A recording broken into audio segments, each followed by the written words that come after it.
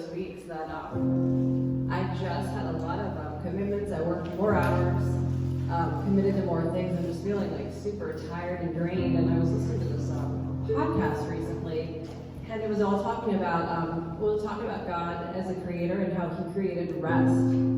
He was the author of rest.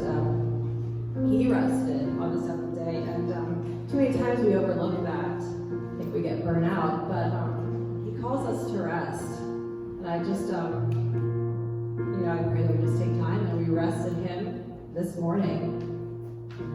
You can stand and sit, whatever you want to do. We're going to say, come rest on us. If you don't know this one, just close your eyes and just rest in his Holy Spirit.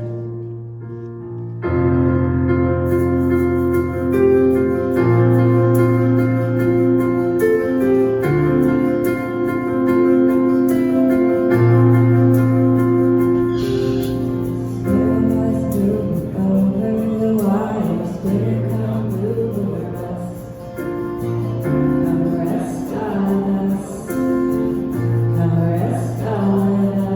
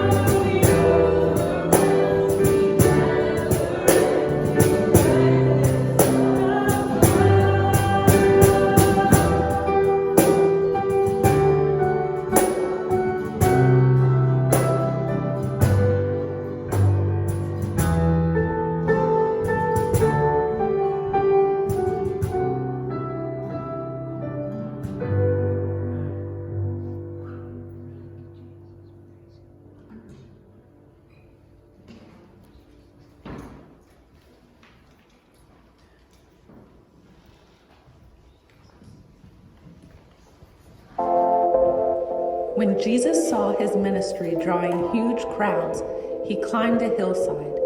Those who were apprenticed to him, the committed, climbed with him. Arriving at a quiet place, he sat down and taught his climbing companions. This is what he said.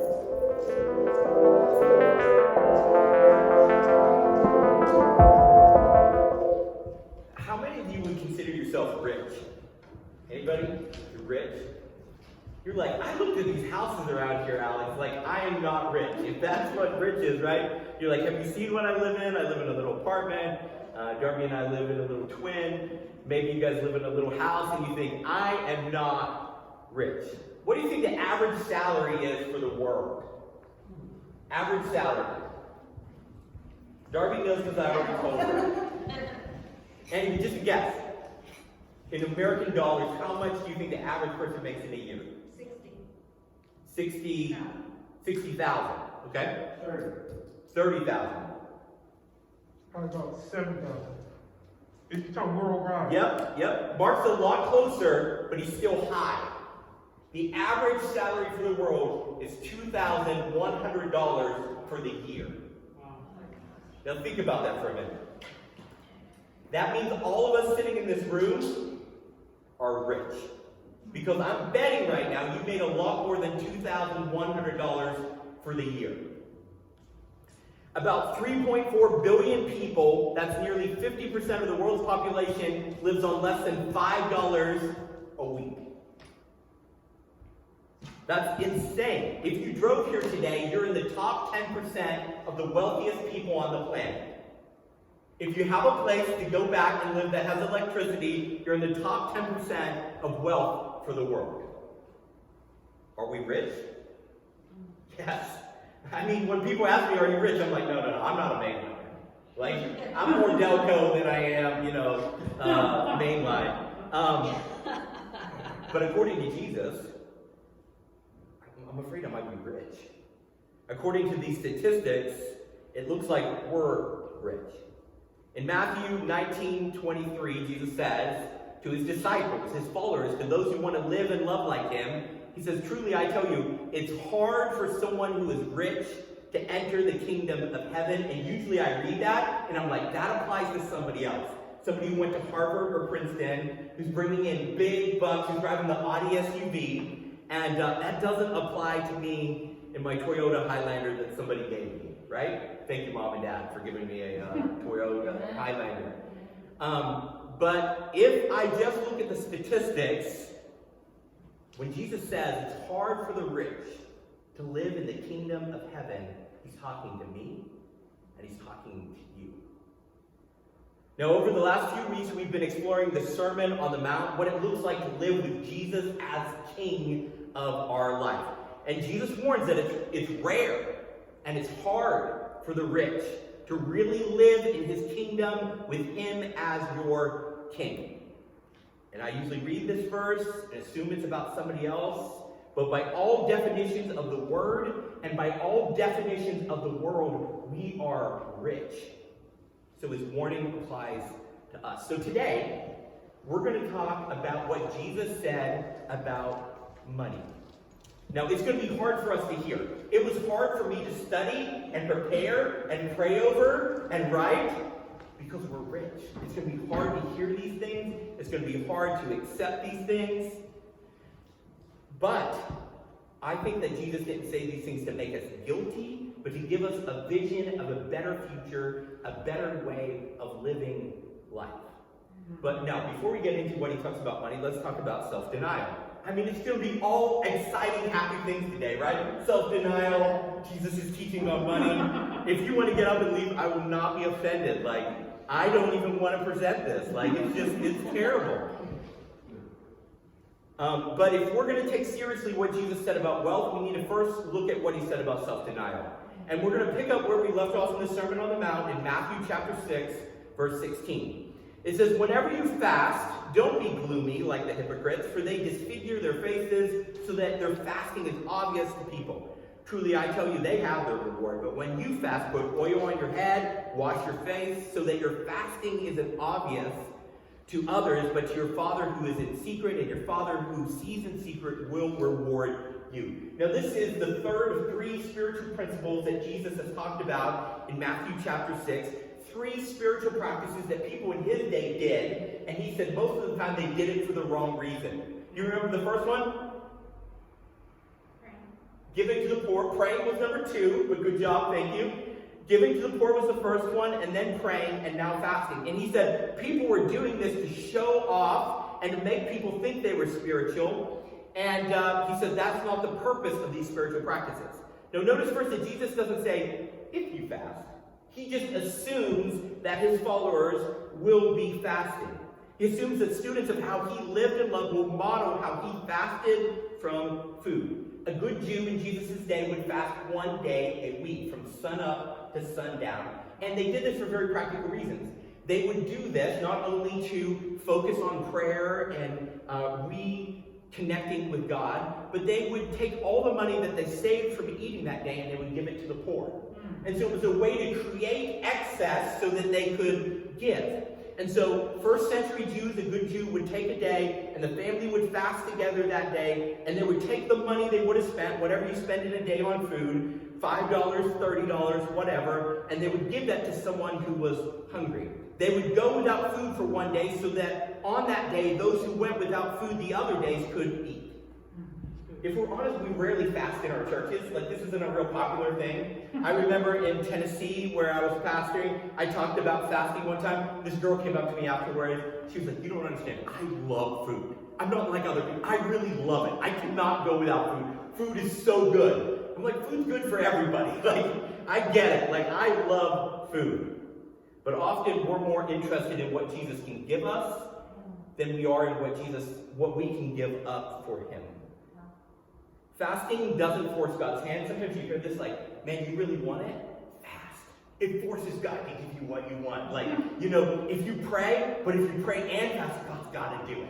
He'll just have to do it then, That's not what fasting is about. It's not a magic spiritual move to get him to give you what you pray for. We are giving something up to spiritually grow, not to get.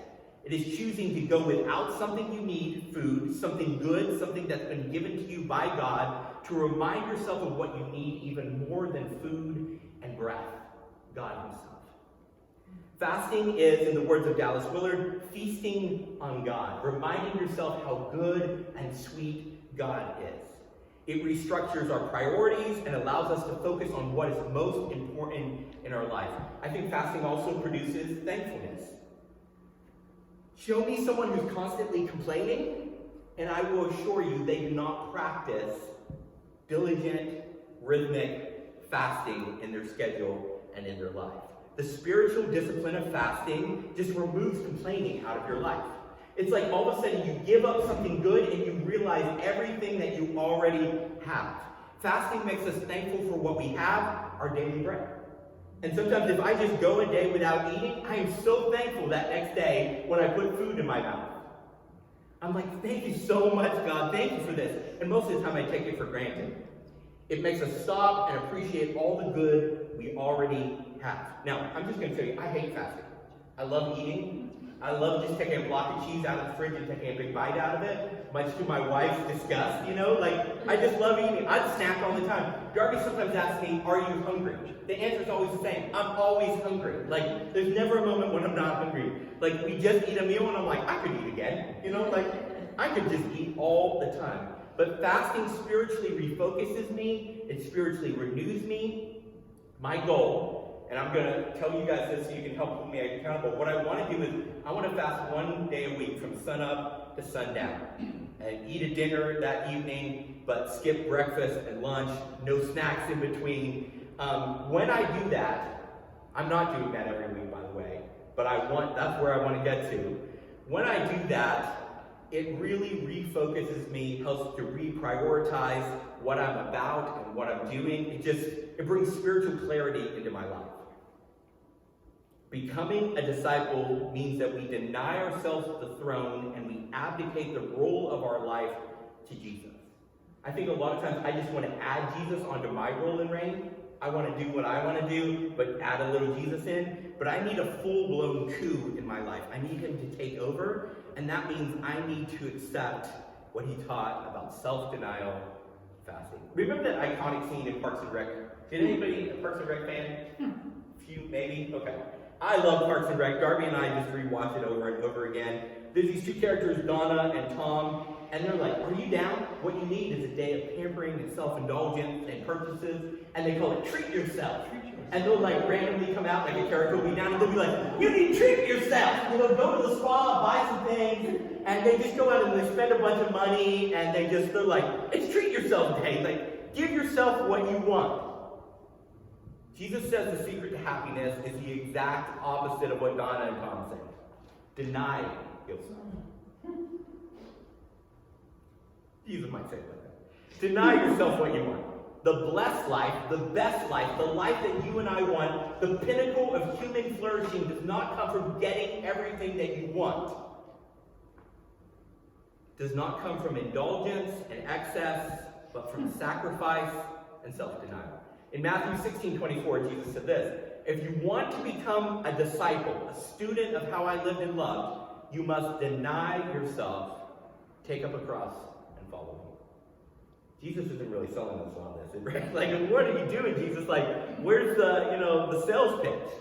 He's like, the best life is going to come through sacrifice and self-denial, not through indulgence and excess. G.K. Chesterton said, meaninglessness does not come from an excess of pain, but from an excess of pleasure. And I think our Western culture is so rich, and we're so pleasure-focused, we've reached the point where we're like, this is all meaningless. We're like, what does it all matter? We have so much that nothing matters to us, and we think, well, maybe if I get more, it'll start to matter. So, let's get to the hard stuff now. And you're like, what? We already been through the hard stuff. No, it gets worse. But I have to believe that Jesus knows what's best for me, that Jesus wasn't crazy, that Jesus actually wants to help us.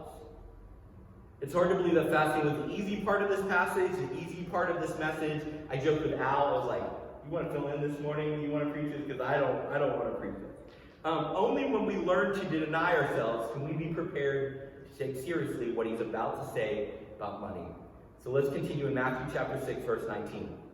Don't store up for yourselves treasure on earth. The word can also be possessions on earth, where moth and rust destroy, where thieves break in and steal. But store up for yourself treasures in heaven, where neither moth nor rust destroys, where thieves can't break in and steal. For where your treasure is, there your heart will be also. The eye is the lamp of the body. If your eye is healthy, your whole body will be full of light. But if your eye is bad, your whole body will be full of darkness. So if the light within you is darkness, how deep is that darkness? No one can serve two masters, since either he will hate one and love the other, or he will be devoted to one and despise the other. You cannot serve both God and money, or your translation might say God and mammon. So, I'm just going to get it out of the way right up front here. I hate money. I hate talking about it. Sometimes Darby does all our finances, and I'm so grateful for that. She does a great job. I have no problem with the fact that Darby controls all the money in our relationship, because then I don't have to think about numbers or money. I just hate numbers. I hate money. I hate talking about it. Sometimes she'll come to me, she's like, we have a little extra money this month. I'm like, I don't want to hear about it. Like, she's like, we could do something with it. I'm like, I don't want to hear about it. I hate money. Just whatever you want to do with it is fine. If this is your first Sunday at Horizon, your first Sunday watching online, we're not one of those churches that just talk about money all the time. I've been in some of those, and they're just constantly like, give me more money. It's all about money, and that's not who we are. I'm not trying to guilt you into giving more. If I had my way, I'd just avoid this passage and I'd talk about something else. But we're working through the Sermon on the Mount, and Jesus talked about money. And I can't avoid what he said, because what I think he's saying is for our good and not for our harm. He thinks it's important for people trying to become his student to understand this. Now in seminary, they told me a tip. They said, never talk about money, never talk about politics. The only problem with that is Jesus talked about money. And so I have to talk about it sometimes because Jesus talked about it. I don't like to talk about it, but Jesus talked about it a lot. In fact, depending on how you count this up, some scholars say Jesus talked more about money than about heaven and hell combined. It's very important to him. Timothy Keller, a pastor and author in New York City, he joked, if we talked as much about money as pastors as Jesus did, none of us would have churches. Everybody would run us out, right? So, I'm not going to talk about it all the time.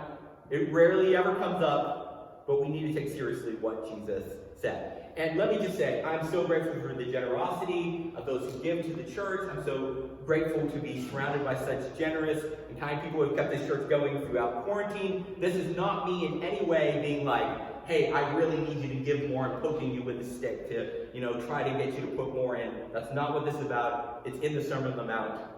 So I have to talk about it. Okay, everybody good? You still with me? Nobody's run out screaming? Okay.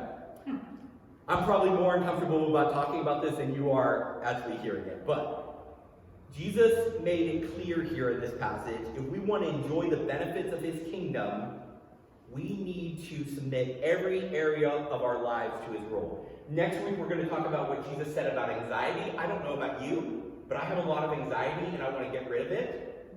And Jesus says, if you want to enjoy things like not being anxious, then you better accept my behaviors for the rest of your life. See, we don't get the benefits of the kingdom while rejecting the principles of the kingdom. They go hand in hand. And so when Jesus is telling us this, he's telling us this because the full pinnacle of human flourishing, living in the kingdom as him as our king, means that we give every area of our life over to him. One seminary professor told me the last areas of someone's life that they submit to the kingdom of God, that they submit to King Jesus, is their sex lives and their wallets. Jesus doesn't mince words here. And we're rich, remember? Remember at the beginning when I made us all uncomfortable by reminding us we're in the top 10% of the world?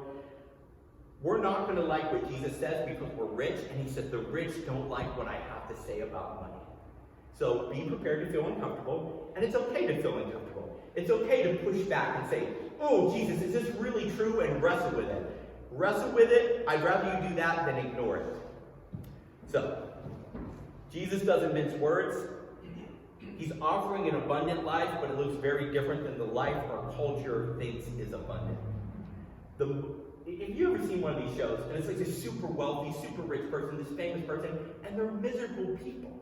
They have so much, and yet in our minds we think, if I just had another 10,000, my life would be really good. If I had another 10,000, I could prevent this. If I had another 10,000, I wouldn't have to worry about that. And what I find is, what our culture thinks will bring us abundance and joy never does. So, before we jump into this, let's talk about this weird middle section. Did you catch this? Jesus is like, possessions. Then he's talking about money.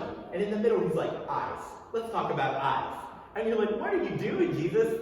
Did you guys see it? It's really weird. He goes, where your treasure is, there your heart will be also. The eye is the lamp of the body. You're like, what does this have to do with eyes? Did he get distracted, with somebody rubbing their eyes and he's like, loses his train of thought? No. We miss a little bit because scholars believe there was this first century saying that when people were generous, they had a good eye. And when people were greedy, they had a bad eye.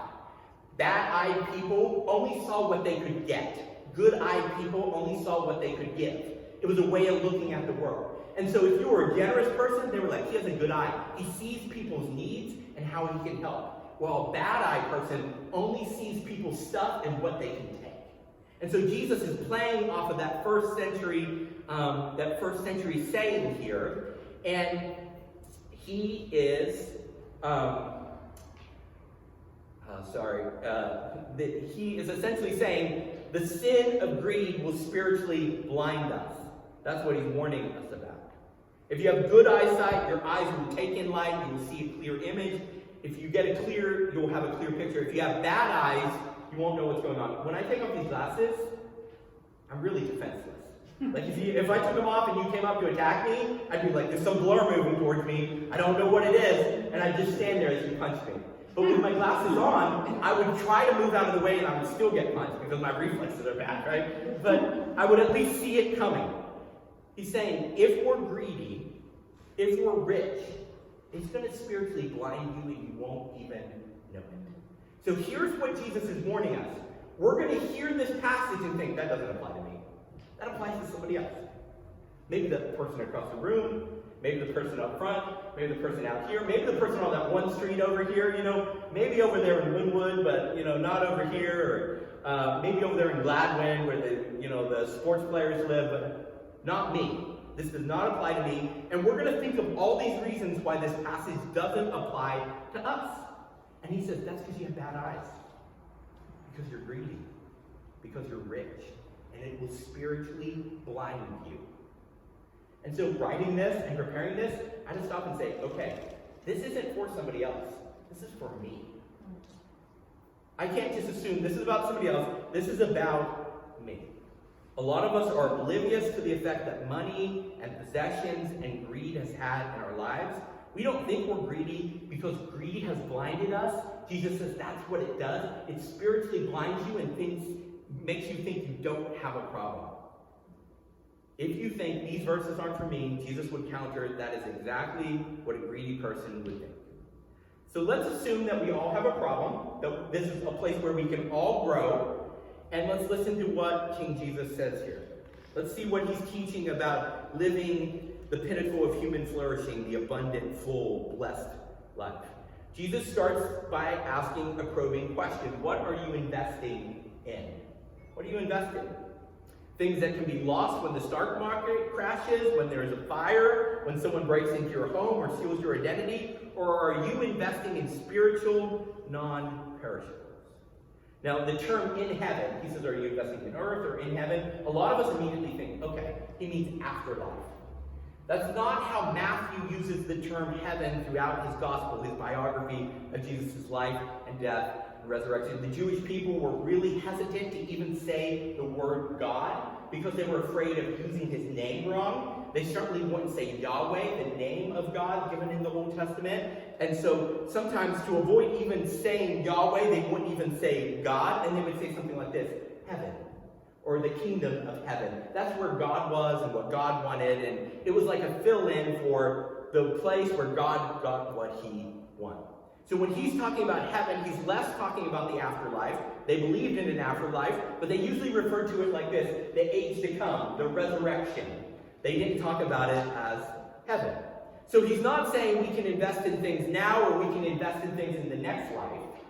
He's saying we can invest in things that are physical, things that could be lost, or we could invest in kingdom things, things that will never be lost.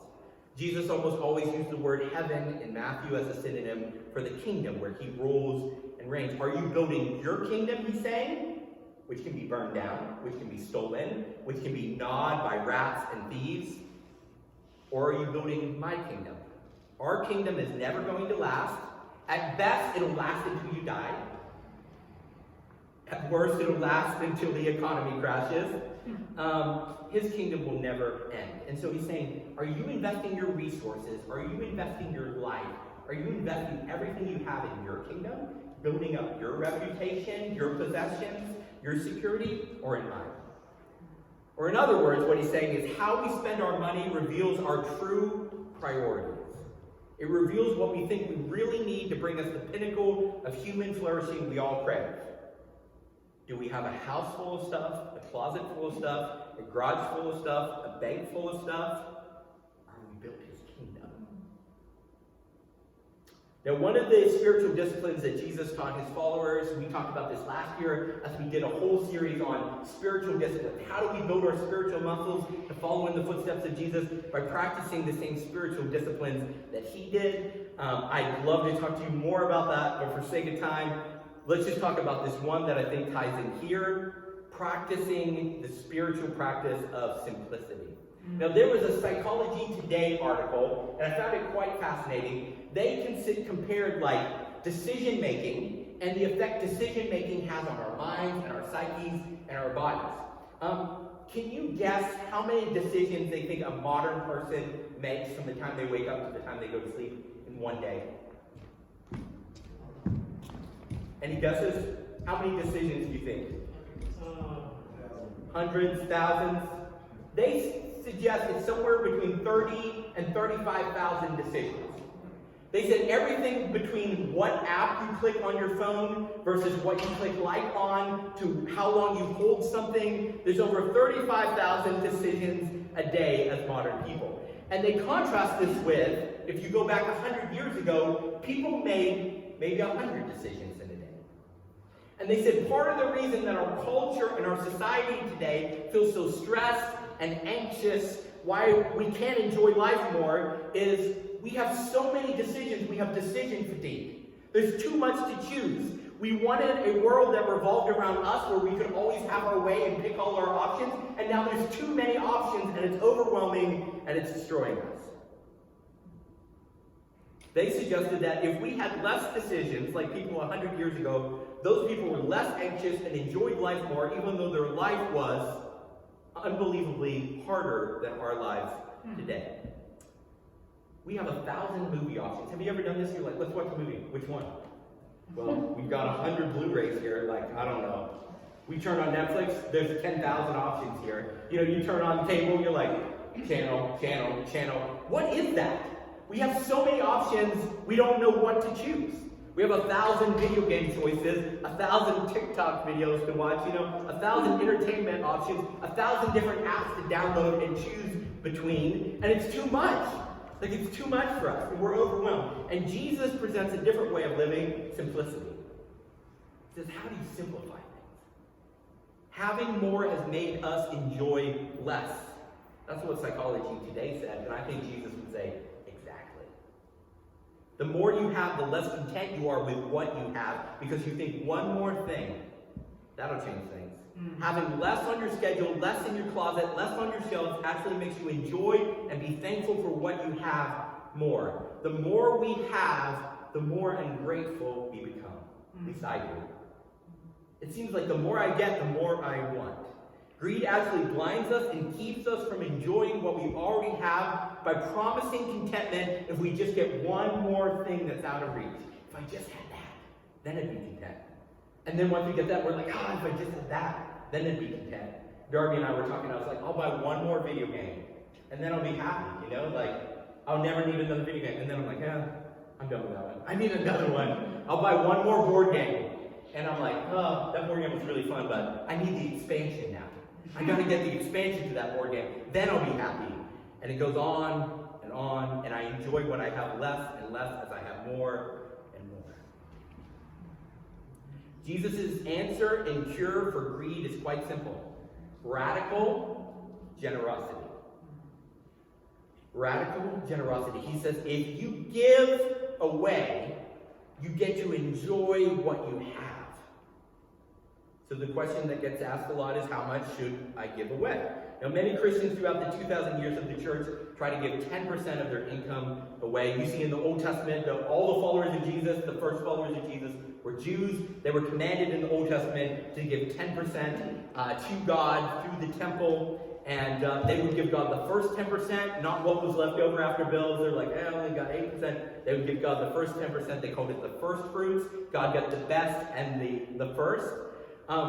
Let's be honest, for some of us, giving 10% would destroy you. You wouldn't be able to, like, you'd be broke. For some of you, giving 10% wouldn't make a dent in how you enjoy your life and the lifestyle you practice. C.S. Lewis said, until our giving hinders our entertainment, we've not really given anything.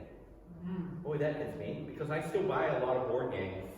I tried, Darby and I have set some standards for LifeLink. We want to give 10% to Horizon, and then we want to give some to support missionaries that we know around the world and some other causes that we believe in. And we're trying to be generous people. We have a long way to go. But I think, you know what? I still get to do everything I want. It hasn't impacted my entertainment. I still have all these streaming apps, and I still buy everything that I want. Someone, my birthday is coming up soon, and so my family was asking me, what do you want? I was like, I have everything I want. Like, there's literally nothing I want, and if I want it, Amazon gets it to me in one day. And I'm like, that may not be a healthy place to be. I most often give out of my excess, but I rarely lower my standard of living in order to create excess in order to give more. That's just my confession to you. Like, if I have extra, sure, I'll be generous with it. But rarely do I say, oh, I'm going to go without this thing that I really want in order to have more to give. But the early church, they did not set this standard of giving 10%. I've seen some churches, in fact, I had a pastor, local pastor tell me when I was starting this church, he's like, if you don't demand 10% from your people, they will not be blessed by God. That's just a lie. Like, God reigns on the evil and the good. He brings the sun out on the evil and the good. God's not going to withhold good for you because you withheld some of the money that rightfully belongs to him. That's not how God works, and I'm never going to preach that. That's never going to be our standard here. But the early church also saw that Jesus was asking for a lot more than 10%. And you see this in the way the Apostle Paul talks about it. They realized that what Jesus was suggesting went way beyond their Jewish roots of good Jews give 10% of their income. They believed that to model the radical generosity of Jesus himself, who gave 100% on the cross for us, that they should give 100% to their fellow believer if they were in need, 100% to kingdom causes. They should give everything that they possibly could towards the kingdom advance of Jesus. In 2 Corinthians 9:6-7, we see what Paul says. Paul says the point is this: whoever sows sparingly is going to reap sparingly. Whoever sows bountifully will reap bountifully. Each one of you must give as you decide in your heart, not reluctantly, not under compulsion, for God loves a cheerful giver. The word translated cheerful in the Greek here is hilarion, or hilaros. Two forms of the same word. So, what does that sound like to us? Hilarious. It's like you're so cheerful about it, you're laughing about it, but it also has this idea of, it's so crazy what you give, people would laugh at that. Like, it would be like, hey, Darby, what kind of tip do you want to give this waiter? And she's like, 3,000%. And I'd be like, that's crazy, right? You know, and that's the word he's using here. Like, it's crazy hilarious how much you give. The early church fathers saw everything they had as belonging to their king. So giving to his kingdom a ridiculous amount didn't matter because it was already his. It's like, it's already all his. I don't care what we give. You know, like, he owns it all. If somebody needs something, well, it's not mine anyways. It's Jesus. Jesus wants you to have this. As a follower of Jesus, if I'm to take this teaching seriously, and believe me, I'm struggling to, that means I have nothing. Everything I have is his, loaned to me for his kingdom and for his kingdom purposes. Not for my comfort, not for my security, for his kingdom. I don't need to possess anything to be happy because I truly possess nothing. He possesses everything. All I need is him. Mark Batterson is a church planter pastor in Washington, D.C. I really like him. He's inspired me a lot. I like a lot of his books. He has this great goal. He's not there, but he's talked about this publicly, and he has people who holds him accountable. He's trying every year to give more and more of his income because his goal is he wants to live on 10% and tithe 90% of his income. That's not the way I think. I'm like, okay, I'm giving 10%, I'm meeting the standard, okay, good. You know, people think that's good, that's more than most people give, and, you know, I'm a leader, so people expect that of me, so I gotta do that. And now as we increase in the money that we make through our jobs, and, you know, they're offering me a raise at work, and Darby might be up for a raise, and I'm like, good, now we can get more stuff. I can have a little bit nicer clothes, we can get a little bit nicer stuff. Most of us find out how we can get more instead of finding out how we can give more. Most of us don't care about investing in kingdom causes. I want to invest in comfort causes. I want to invest in security causes. I want to invest in things that make me feel good and look good and feel safe. We look to money to give us significance and control. Instead of trusting Jesus, we hope in what money can provide us. Which leads us to our next question. This was the big question Jesus asked, right? It's kind of the unstated question in the middle of this. What do you treasure? Remember Gollum in Lord of the Rings? Lord of the Rings teaches so much good theology, by the way. Gollum, he treasured the ring. Oh, it is precious, right? He jumped into a volcano at the end of the movie. Spoilers if you haven't seen this, like 15-year-old movie, right? He jumped into a volcano at the end just to be near it again for a few seconds. Even if it meant death, having that for a few seconds was what he needed to have meaning, to have value. What we treasure is what we call precious. It's what makes the pain and difficulty of life worth it. We think if we have that, everything's worth it. It's what we're willing to sacrifice for, what we're willing to jump into a volcano for. The thing we think, without this, life isn't even worth living, but if I could have this for 1 second, it makes everything worth it. I think how we spend our money reveals what we treasure. How we spend our money often reveals idolatry. The word here used at the end when Jesus says, in some of your translations, you can either serve God or money. Some translations say mammon. Some scholars believe that mammon is actually some type of demonic, dark power, like a false god. If so, it's the only god besides Beelzebub, I butchered that name, that Jesus actually mentions as like a true dark spiritual power that he's wrestling against. I think how we spend our money often reveals idolatry in our heart. Idols, I don't think, are what we burn candles and incense to.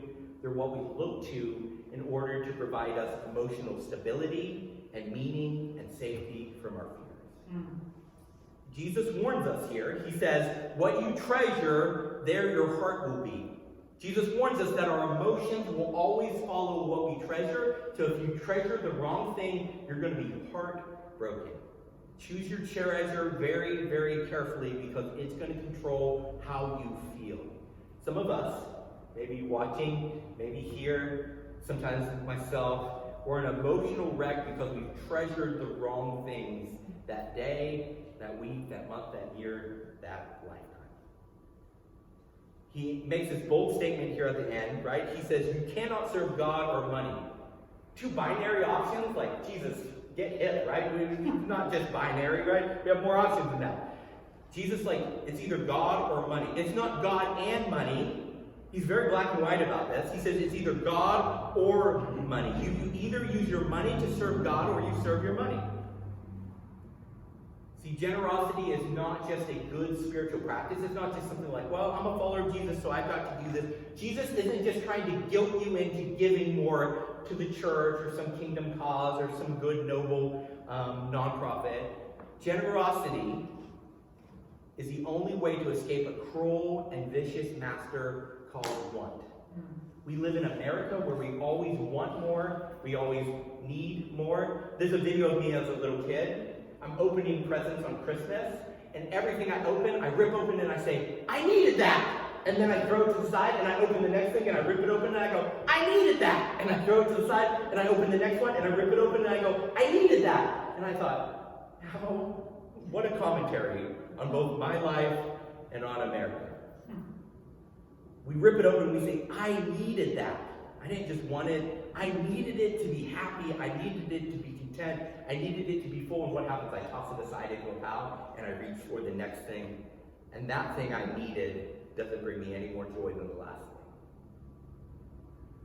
What if one of the greatest blessings God could give you and I was to enjoy what we already have? To not need anything more. To enjoy what He's already given. To see it as an unbelievable gift. What if contentment comes from living like Jesus did, a man who had few earthly possessions, who just wasn't obsessed with whether or not he had power or prestige, or whether he had security and safety? What if the best human life possible was not one where you had more money or more stuff, but the one where you practiced radical, ridiculous generosity in every area of your life, and you found it made you content right where you were, right with what you had? So what do we do with this? Well, I think we should give more. Think about what you're comfortable giving right now and give a little bit more. You say, Alex, you just want more money for the church. I knew it was coming. I know how you pastors think.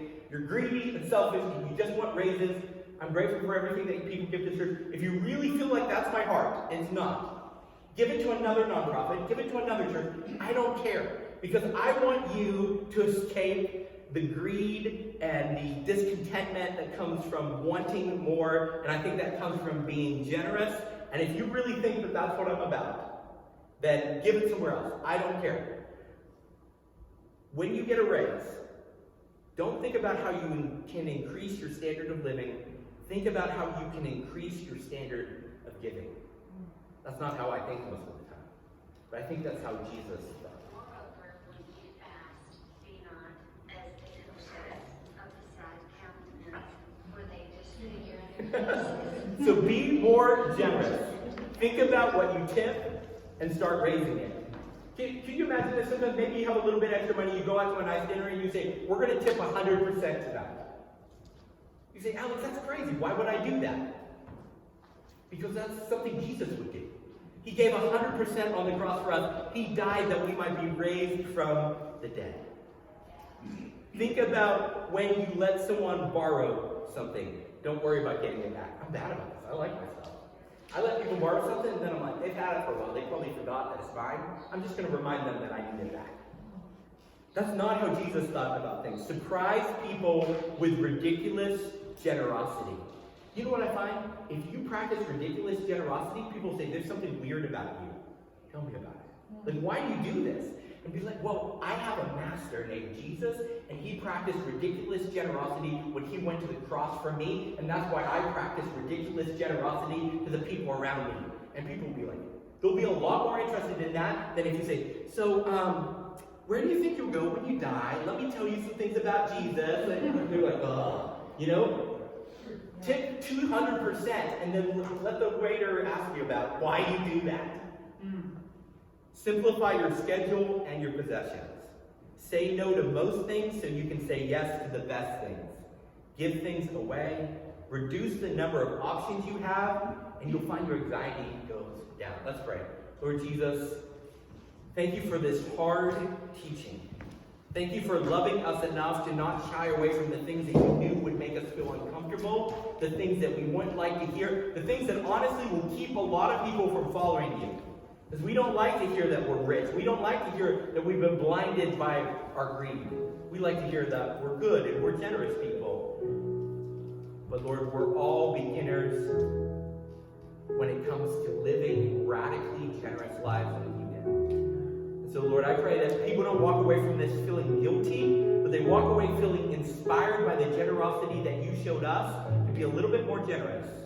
And then to think about, man, I think I could be even more generous in these areas of my life. I think that I could show people even more radical generosity. What I found is the money I give away, I never miss it. But so many times when I spend money on something, I think, boy, that was a waste. Lord, help us to live like you lived. Help us to love like you loved.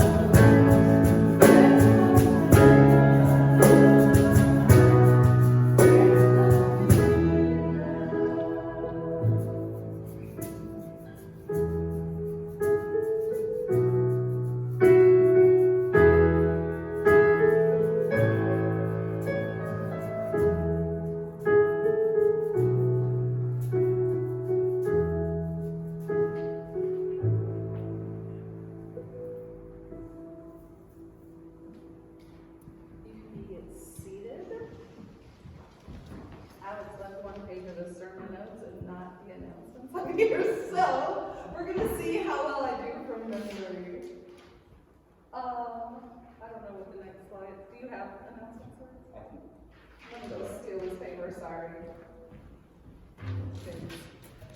First-time visitors, we are so glad that you are here visiting us today, either in person or online. For every first-time visitor, Horizon now gives $25 to Compassion International, and it just helps children in third world countries in poverty get out of that, bring education to them, food. You can find out more at compassioninternational.com. And if you are a first-time visitor and would like to know more about the church or just a way to connect with us, let Alex and I connect with you. You can fill out a form at horizonphilly.com/contact.